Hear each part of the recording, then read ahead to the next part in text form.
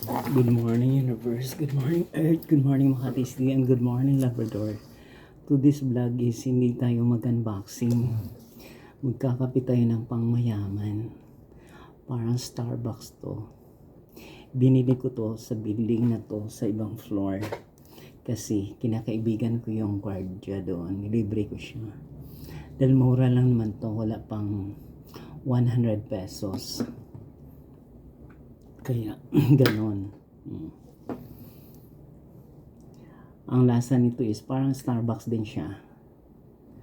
Parang kape Americano. Sabi ko, maraming gatas.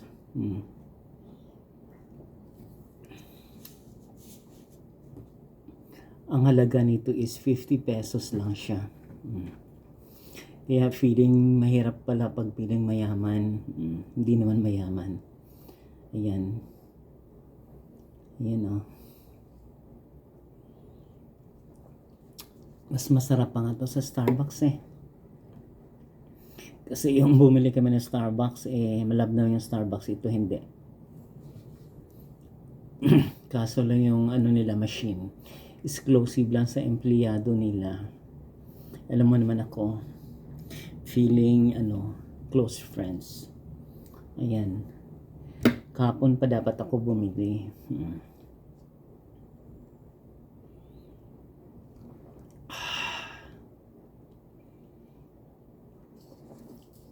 Mahirap maging mayaman. Baka ma-addict ka sa kakape ng pangmayaman. Diyos ko.